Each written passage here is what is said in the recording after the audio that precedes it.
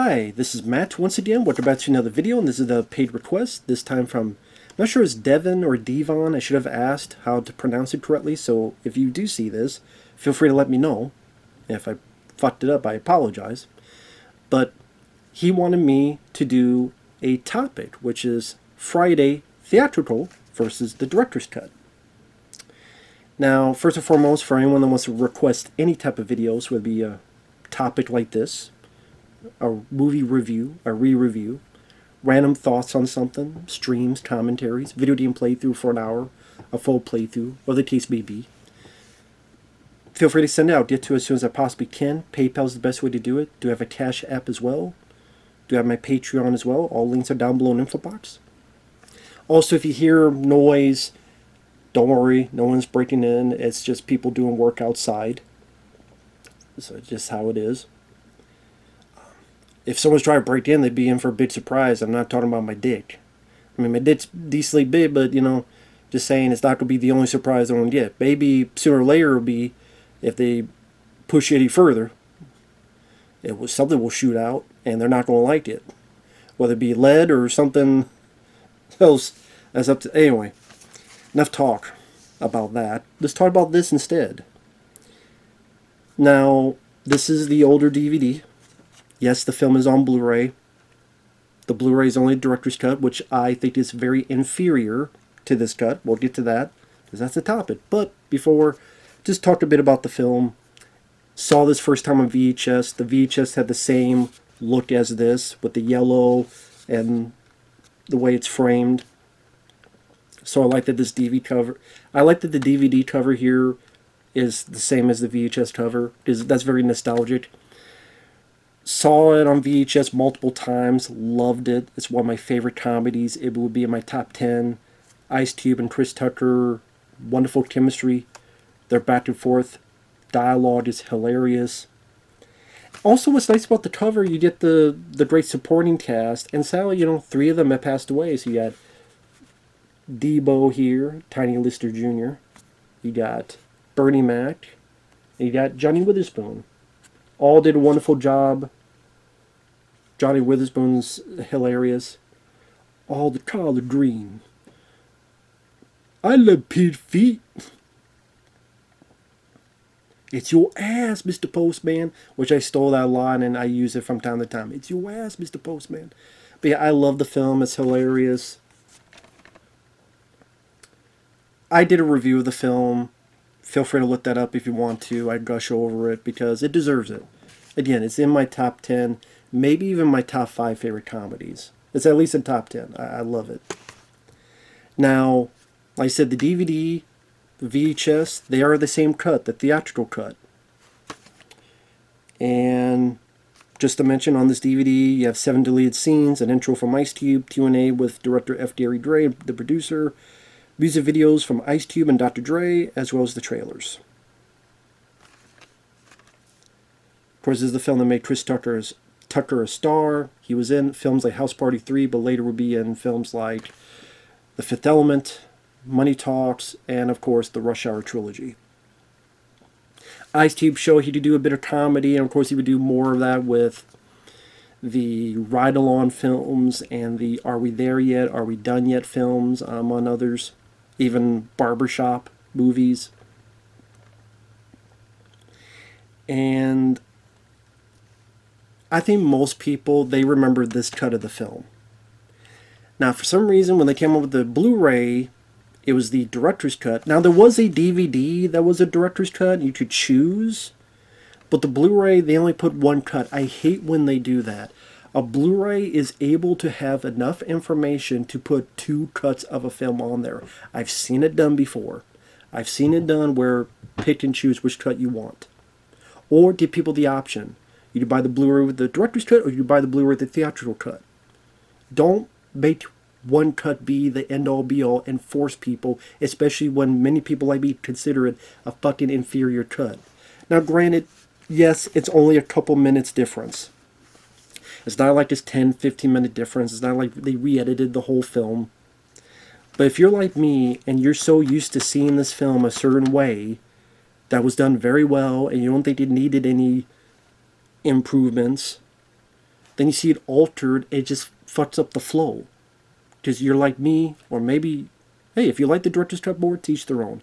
But if you're like me and you like the pacing of it, it gets screwy. Like at the beginning of the movie. Beginning of the movie in the theatrical cut, it's Ice Cube's narration, and you get into Ice Cube's house. Money on my mind.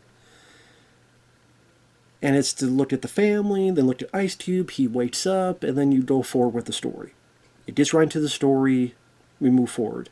Here is this lollygagging of Ezell, which I think that actor, Sally's passed away, stealing stuff, and then these kids are commenting about it. Oh, my dad said this about him, and my dad said this about him. I'm like, I don't give a shit what your dad told you, okay? Unless he told you get the fuck out of the movie and take this scene with you. That's the only thing your dad should tell you. Get the fuck out. I want you to get the fuck out. Because I like you to get the fuck out. Get the fuck out of the movie. So, just watch this. There's no reason that's added back in there. It wasn't a hilarious scene. It wasn't a funny scene. It just wasted time. It affects the pacing. It affects the timing of the stuff. Same with, there's an added scene with Craig, Ice Cube's character, talking to his sister. Hey, hook me up with Debbie. That's not needed. Because number one, again, there's nothing funny about the scene. There's nothing, you learn about that later on, that he likes Debbie. There's a similar scene in the kitchen anyway. You need a wig. You need a job. And if not there, but at least somewhere later where he mentions Debbie as well, and it just feels repetitive. Like, we're going to understand this stuff later on. We don't need this added in. One of the big differences is when Ice Cube is at the fridge and sees Johnny Witherspoon. Now, the ways in the theatrical cut, the timing and the comedy to me is fantastic. How come anytime I'm in the kitchen, you in the kitchen, in the goddamn refrigerator, eat up all the food, all the chicken, all the pig feet, all the collard green, all the hog maws. I want to eat some of them chitlins. I love pig feet. Just better rhythm, better timing. And then like it makes you laugh, it makes you have a smile on your face, and then we're into the rest of the story. It doesn't stay on for what feels like 5 minutes of this rambling speech where it feels like, it feels like those films like Ghostbusters 2016 where they ad-lib and then they keep going because they feel like if they keep talking, that means it equals funnier, which is not always the case. Because in the director's cut, he goes into, you ate my dinner, my mashed potatoes, and the good old gravy I like. The biscuits I like to sop that gravy, you ate all that up. You just the milk, don't care what kind of milk it is. You don't care, 2%, 3% buttermilk. He just keeps talking, and he keeps talking, he keeps fucking talking. And the theatrical, later on, when Ice Cube's go through the cereal, and he's like, what are you doing? We ain't got no milk. You put some water in that damn shit. That's a funny line. You cut, you go forward. But again, it just rambles about not having milk and not having a bowl to eat in, the government cheese, and about how money doesn't grow on trees, and I had a pie, and then you ate the pie. I might fuck the pie. How about I did a poontang pie or a muff pie? Unless we're talking about that pie. If we're not talking about that pie, fuck the pie. Okay? Fuck all the pies in the world. Shut the fuck up. It just rambles and rambles and rambles and rambles. And honestly, that's probably the major difference. I know it doesn't seem like much, but like that's an early scene between father and son. John Witherspoon is an important character, and it's just funnier that way. And here it just rambles. And the stuff it added in didn't really... There was not a scene added in that I thought, oh man, why did they take this out? No, it's more like I get why it took... The stuff added in is stuff that was taken out in the first place. There's a reason it was taken out in the first place.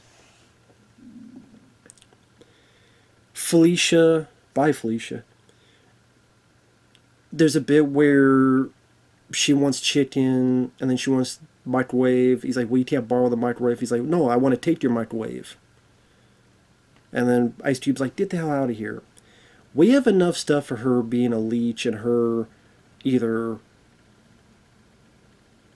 wanting to borrow a car or wanting to borrow drugs. We did enough of what she does, what kind of person she is, that she likes to borrow and grab stuff that's not hers, that this was just, you didn't need this. We had enough, so when Ice Cube goes, bye Felicia, we perfectly get why. Again, it wasn't needed, wasn't that hilarious of a thing. At least the added bit they put in. Oh, there's another bit at the end when, after the big fight, Johnny Witherspoon, there's a second scene with him in the toilet, shitting and saying how proud he is of Craig, and you got a job interview tomorrow, or there may be a way to get your job back. That wasn't needed, because you're riding the high of Ice Cube defeating Debo, deal with the girl, kissing. Like, again, the timing of it. The crescendo of winning the fight, everything's hunky-dory, kissing the girl, going in, then you get that phone call. This ride of highs. You defeat the bad guy, he's the toast of the neighborhood. The ex-girlfriend, bitch! And then you get the Chris Tucker. This whole bit with Johnny Witherspoon, it just felt in the way. It just wasn't needed. We don't need to see him on the toilet again. I'm not big on toilet humor. The first time, okay, but this, like, we didn't need to see it again. We need to hear it again. It wasn't a running joke that needed to be a recurring running joke. It didn't need to be a running joke in the first place, so just do it once and don't have to repeat it. And to be fair, I mean, those are the only differences I can remember. So you just say, well, okay, it's not a whole lot of differences. But just a couple key scenes that just add in stuff that's not needed. Again, there wasn't anything that was that funny added in. There wasn't anything that memorable added in.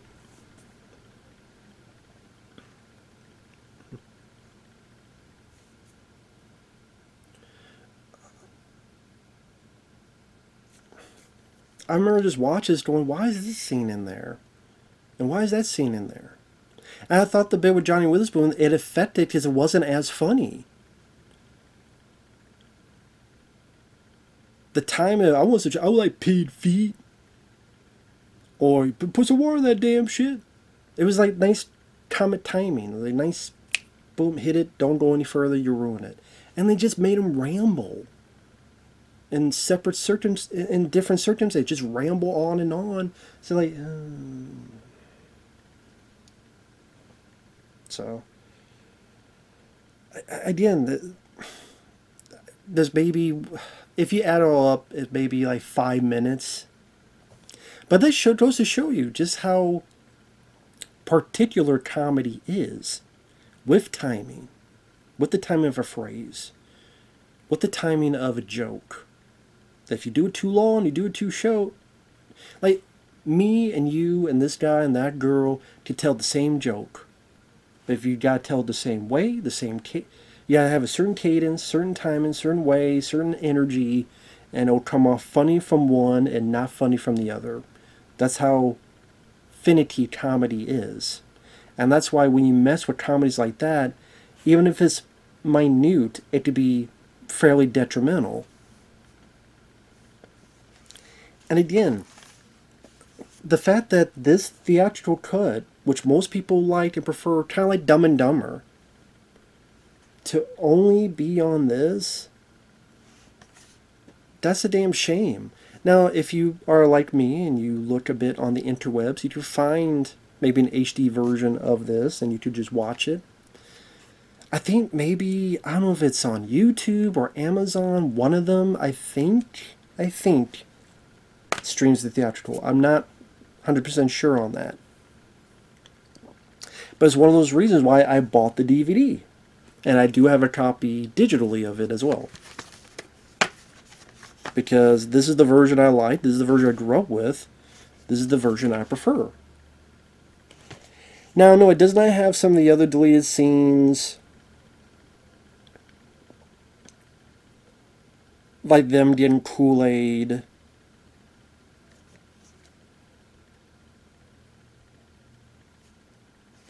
I can't remember. The Take Out the Trash alternate take and Kratos and I alternate ending, that might be the ones that are in the director's cut.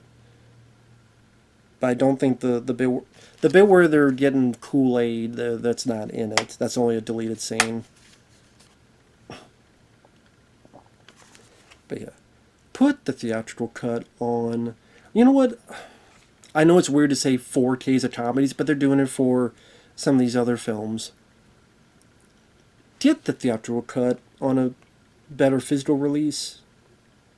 Same with Dumb and Dumber, some of these other films. This is the version people watch or used to. And like I said, comment timing can be very minute, very specific, particular. So, definitely prefer the theatrical cut. Not just because I'm used to it, because I think the comment timing is a bit better and smoother in those scenes. And the stuff added in, it was deleted in the first place, for good reason. But that's my thoughts on Friday. I said I love the film. Classic. With that said, thanks for watching. Take care, and we'll see you guys later. Bye-bye for now.